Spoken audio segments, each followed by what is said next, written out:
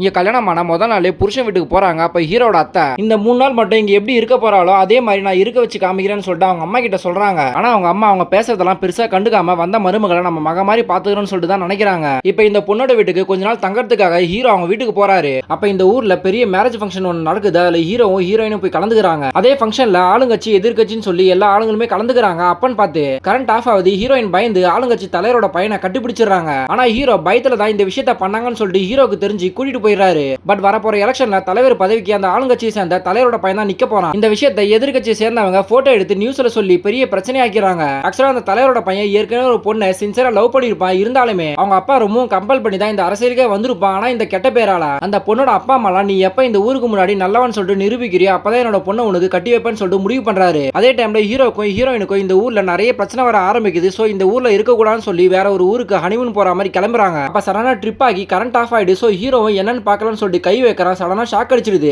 இப்ப ஹீரோயினும் ரொம்ப பயப்பட ஆரம்பிக்கிறாங்க. இருந்தாலுமே தைரியத்தை வர வச்சுக்கிட்டு பக்கத்துல இருக்க ஒருத்தர் கிட்ட போயிட்டு ஹெல்ப் கேட்கறாங்க. அவரும் வந்து ஹீரோவை தண்ணி தெளிச்சு காப்பாத்தி ஃபியூஸை சரி பண்ணி கரண்ட்டும் வர வைக்கிறாரு. அண்ட் அடுத்த நாள் அந்த தலைவரோட பையன் லவ் பண்ற பொண்ணு இவங்களை டைரக்டாவே பார்த்து இப்ப இந்த பிரச்சனை இருந்து நம்ம 2 பேருமே ரிலீஃப் ஆகிறதுக்காக நீங்க ஒரு பிரஸ் மீட் மாதிரி வச்சு எல்லா உண்மையும் சொன்னாதான் எனக்கும் அவனுக்கு கல்யாணமும் நடக்கும், உங்க பிரச்சனையும் தீருன்னு சொல்லிட்டு ஐடியா கொடுக்குறாங்க. அதுக்காக ஹீரோயினும் ஒத்துக்குறாங்க. அடுத்த நாள் ஹீரோவை காப்பாத்தினவர் கூட ஒன்னா உட்காந்து சாப்பிடுறாங்க. அப்பதான் ஹீரோயினுக்கு எப்படி இந்த பிரச்சனை வந்ததுன்னு சொல்லிட்டு கேட்கறாங்க. ஆக்சுவலா அவங்க ஸ்கூல் படிக்கும் போது ஒரு பையன் பேசுறதுக்காக போர்டுல பேர் எழுதி வச்சிருப்பாங்க. அதனால அவன் கோவப்பட்டு பாத்ரூம்லயே வச்சு லாக் பண்ணிட்டு போயிடுறான். அப்பதான் இந்த பிரச்சனையை ஆரம்பிச்சதுன்னு சொல்றாங்க. இவரே இதை கேட்டுட்டு இப்ப எப்படி உங்க ஹஸ்பண்டுக்கு ஒண்ணுனா தனியா வர ஆரம்பிச்சீங்களோ அதே மாதிரி எல்லா விஷயத்தையுமே தனியாவே தைரியமா ஹேண்டில் பண்ண கத்துக்கோங்கன்னு சொல்லி மோட்டிவேஷன் பண்றாரு. இதனாலே நமக்கு வந்த பிரச்சனையை தைரியமா ஹேண்டில் பண்ணலாம்னு சொல்லிட்டு இங்க இருந்து கிளம்புறாங்க. அப்போ ஒரு கட்சி மீட்டிங்ல எதிர்கட்சி தலைவர் இந்த பொண்ணை பத்தி தப்பு தப்பா பேசிட்டு இருக்கா. அதை பார்த்ததுமே தைரியமா எதிரில போய் நிக்கிறாங்க. இவங்களை பார்த்ததுமே அவனுக்கு வாயிலாம் வளர ஆரம்பிச்சிடுது. அதை வச்சே மக்கள் எல்லாருமே இவன் போய் தான் சொல்றான்னு சொல்லிட்டு முடிவு பண்றாங்க. தென் இவங்களும் ஒரு பிரஸ் மீட்டை வச்சு எல்லாருமே சொல்லி அந்த தலைவரோட பையன் எலெக்ஷன் ஜெயிச்சு அவன் லவ் பண்ற பொண்ணே கல்யாணம் பண்றான்.